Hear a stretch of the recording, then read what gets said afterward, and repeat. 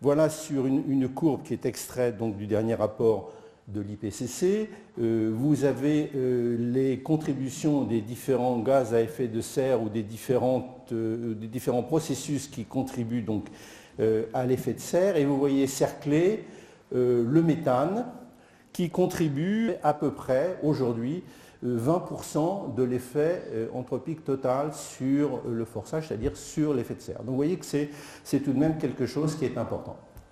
Alors, notre rapport s'est posé la question, quel futur pour ce méthane? Le futur est ouvert aux surprises pour le méthane. Parmi ces surprises possibles, il y a beaucoup de méthane qui est emprisonné dans des molécules dites clatrates qui sont soit enfouies dans le sol gelé, le pergélisol, soit dans le sous-sol océanique pas trop profond, et qui pourraient, du fait du réchauffement qui est actuellement en cours, se libérer à un taux encore inconnu et à un horizon qui n'est pas non plus parfaitement maîtrisé. Puis notre rapport, après avoir essayé de faire ce besoin de synthèse multidisciplinaire, de regarder aussi comment on surveille le méthane, comment on le mesure, et fait aussi dans son dernier chapitre, pour ceux qui l'ont déjà regardé, la proposition de quelques mesures de réduction dites sans regret, c'est-à-dire des mesures pour lesquelles on pense que de toute façon le rapport des avantages au coût est très largement positif.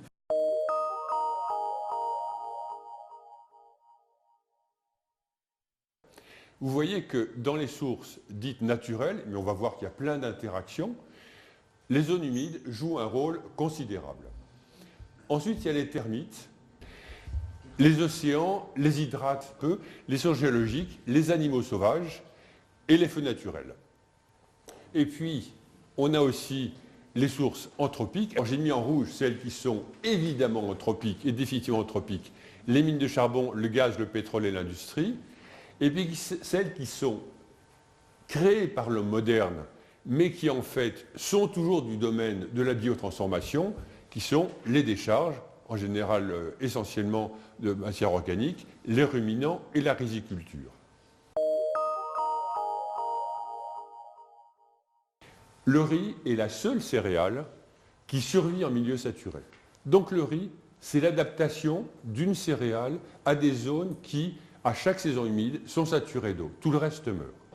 Mais ce n'est pas la céréale qui émet, c'est la culture en zone humide.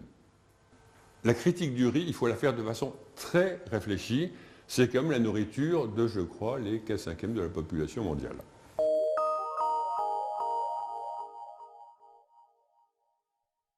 Les ruminants dégagent du méthane. Alors, c'est un très joli petit réacteur chimique. Vous alimentez, mais pour ça, il faut brouter pratiquement sans arrêter toute la journée. Vous avez les vaches, broutent, c'est bon. Et donc, elles alimentent. À l'intérieur, il y a 39 degrés pile, et il y a toujours la même acidité. Et donc, doucement, on altère et on transforme, toujours avec des bactéries, on transforme la cellulose pour que ça devienne assimilable, et le CH4 est émis en permanence par la bouche. Ce n'est pas des rots, il n'y a pas d'accumulation, c'est émis en permanence. Alors bien sûr, donc le P des vaches, vous savez que c'est idiot, les vaches pètent aussi, comme les chevaux, comme vous et tout, moi, bon. Mais ça, c'est ce qui se passe dans le côlon. La grosse émission, ça vient du rumen, ça vient de la panse. Alors, l'émission dépend de l'alimentation des ruminants. Si vous donnez à des ruminants à manger quelque chose qui ne contient pas de cellulose, il ne va pas faire de méthane. Si vous lui donnez des vieux poissons pourris, les vaches seront malades, mais ça ne fera pas de méthane. Ce n'est pas un vrai progrès. Si on analyse l'ensemble des vaches, bon, une vache à l'hectare, et la prairie, on a un ensemble là qui, en termes d'émissions, est quasi neutre ou légèrement positif.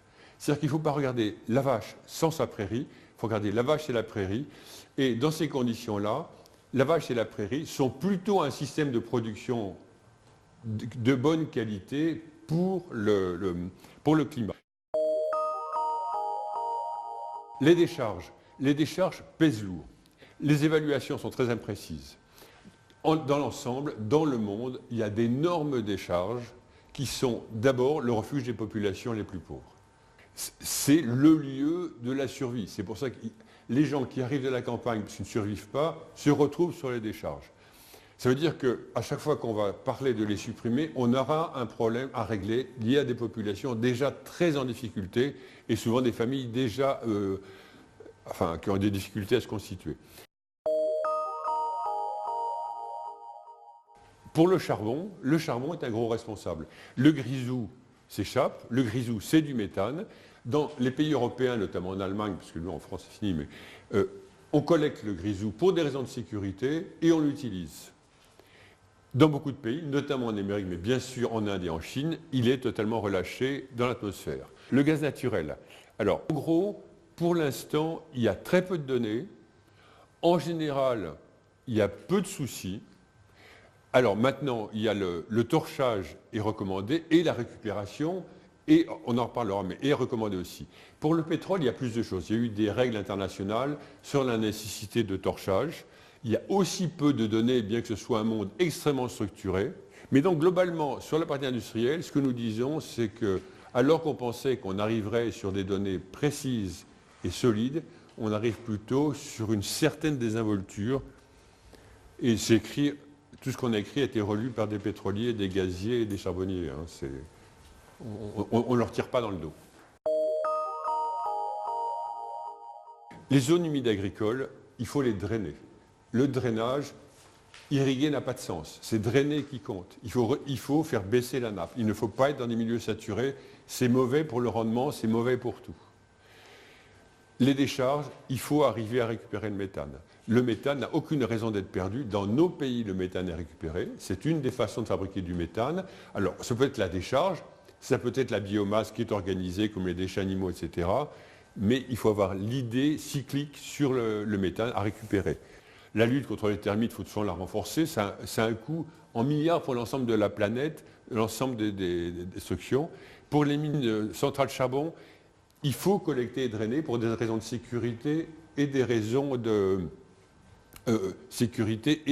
d'émissions. Et c'est pareil pour le gaz et le pétrole. Il faut que les règles soient renforcées et il faut vraisemblablement donner une valeur au gaz qui est lâché, parce que lui est mesuré, parce qu'il est déduit de la production. Il faut lui donner une valeur pour qu'on soit pénalisé quand on le lâche, plus que par son prix direct.